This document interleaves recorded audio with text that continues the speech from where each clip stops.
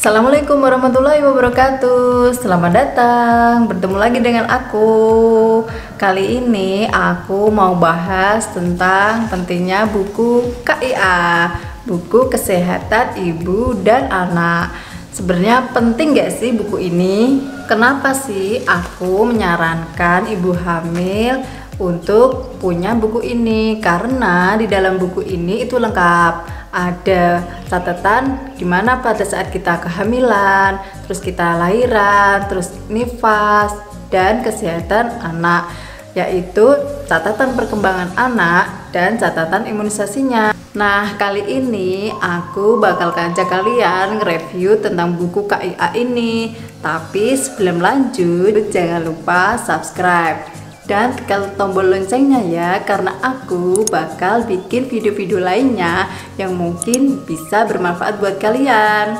Pertanyaannya adalah, kapan sih kita bisa dapetin buku ini dan di mana kita dapetinnya?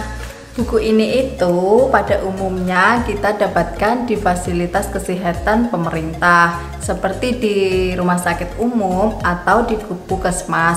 Akan tetapi ada juga di klinik swasta atau rumah sakit swasta juga menyediakan buku ini. Di rumah sakit Mitra Bangsa ada juga loh teman-teman. Terus kalau di tempat dokter swasta biasanya ada juga yang memberikan itu kayak buku kecil. Di situ kita bisa naruh USG juga dan catatan tentang pemeriksaan kehamilan kita. Nah, isi di dalam buku ini itu apa aja sih? Kita langsung review aja ya. Ini adalah tampilan sampulnya ya teman-teman. Nah, ini sama. Terus di halaman selanjutnya kita ada penjelasan umum tentang buku KIA. Terus daftar isinya ini mencakup tentang kesehatan ibu hamil, ibu bersalin, ibu nifas, ada KB, catatan kesehatan ibu hamil, masa nifas, kesehatan cuci tangan, dan keterangan kelahiran. Di seputar kesehatan anak ini ada tentang bayi-bayi lahir, terus imunisasi, perkembangan anak dari bayi lahir sampai usia selanjutnya, pemenuhan kebutuhan gizi anak dan perkembangan anak, pemeriksaan stimulasi tumbuh kembang. Kita lanjut, ini data dari si pasien. Dalam pemeriksaan kehamilan ada hal-hal yang bisa diperiksa seperti ini ya. Terus ada juga catatan untuk imunisasi TT-nya. Ini adalah perawatan ibu hamil selama sehari-hari. Jadi kita ibu-ibu hamil muda bisa belajar di sini ya. Ini tentang nutrisi yang harus dicukupi dalam masa kehamilan.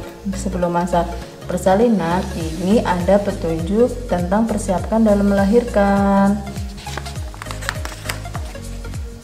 Dalam kehamilan, kita harus juga mengetahui tentang tanda-tanda bahaya kehamilan. Di antaranya seperti ini ya teman-teman. Nah, kalau sudah memulai hamil tua, kita harus waspada dan harus tahu bagaimana tanda-tanda awal persalinan. Pada saat proses melahirkan, apa sih yang harus kita lakukan? Ini ya teman-teman. Tanda-tanda bahaya persalinan itu apa aja sih? Misalnya nih, ada perdarahan lewat jalan lahir, tali pusat atau tangan bayi yang keluar dari jalan lahir, ibu kejang-kejang, ibu nggak kuat ngejan, air ketuban keruh atau berbau, ibu gelisah dan mengalami kesakitan yang hebat. Pada saat nifas, pada ibu nifas ada hal-hal yang harus dihindari oleh ibu bersalin dan ibu nifas. Di antaranya caranya kita memerah ASI, membersihkan payudara, terus perawatan perut setelah lahiran, dan obat-obat herbal apa aja sih yang boleh dan nggak boleh. Terus di sini di buku ini ibu bersalin diajari cara menyusui yang benar.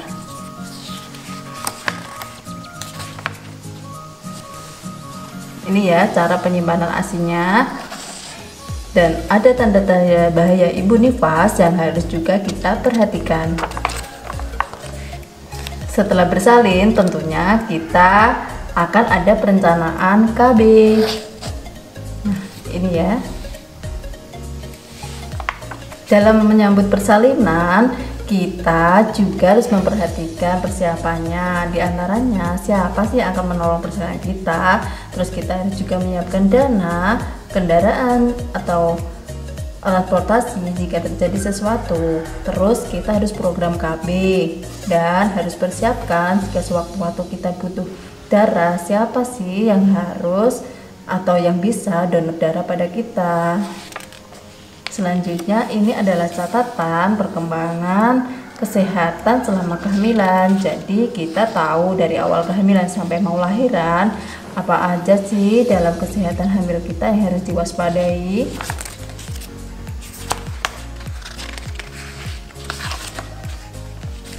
Ini catatan persalinannya ya. Ini catatan persalinan ibu nifas yang harus diisi oleh tenaga kesehatan. Di sini itu juga ada keterangan kelahirannya. Jadi biasanya untuk bikin akte kita juga butuh ini ya teman-teman. Nah, ini udah mulai tentang kesehatan anak, dimana kita akan diberikan pengetahuan tentang kesehatan anak yang tentang bayi normal atau bayi yang nggak normal. Dan gimana sih cara perawatan bayi baru lahir? Di sini ada semua ya teman-teman.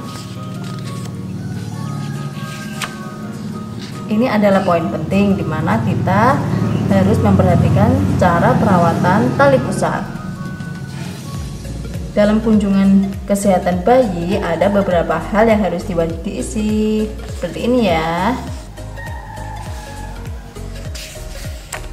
Yang di garis merah ini adalah hal yang harus benar-benar diperhatiin ya teman-teman, karena ini adalah tanda bayi baru lahir. Jadi sebagai ibu apalagi ibu muda, kita harus tetap waspada.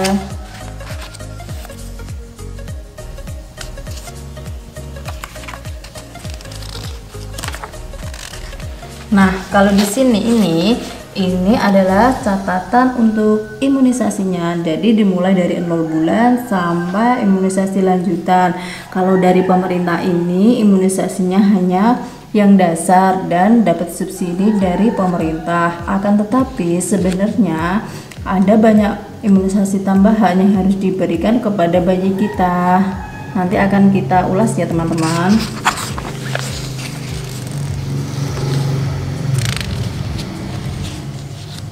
Di halaman ini kita dibahas tentang anak usia dari 29 hari sampai 6 tahun. Kita diberikan pengetahuan tentang perkembangan bayi dan cara mengasuh anak. Nih ya. Ada perawatan gigi, kebersihan lingkungan.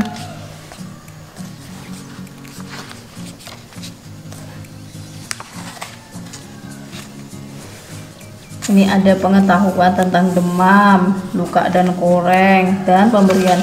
Yang penting ini ada pemberian kapsul vitamin A. Biasanya dilakukan pada bulan Februari dan Agustus. Apa aja sih kebutuhan bayi dari umur 0 hari sampai dengan kelanjutannya itu? Ini bisa dibaca di halaman ini ya teman-teman. Salah satu atau poin yang penting yaitu biasanya kan 0 sampai 6 kita kasih ASI. Nah, untuk kebutuhan MPASI-nya, kebutuhan 6 sampai 12 bulan, ini ada tabel ya Bunda. Tabel ini harus kalian baca dengan benar-benar ya, biar nggak salah ngasih makan ke bayinya. Ini juga ya. Terus ini kita juga diajarin bagaimana cara membuat MPASI yang benar. Nah, kalau bagian ini adalah catatan perkembangan bayi. Nah, ini adalah catatan pemberian vitamin A, dan kita juga dapatkan edukasi tentang pemenuhan gizi dan pemberian makanan. Kalau bagian ini adalah tabel khusus untuk menandai perkembangan tinggi badan anak-anak kita. Yang biru ini untuk yang cowok ya, kalau tadi yang pink ini tabel untuk bayi perempuan.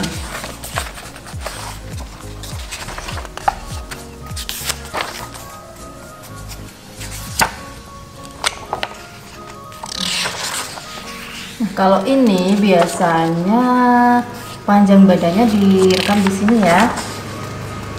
Nih.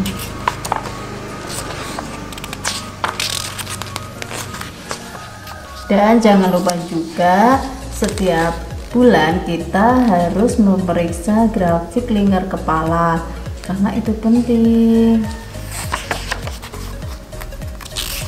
Ini tabel untuk catatan ketika bayi kita ada masalah.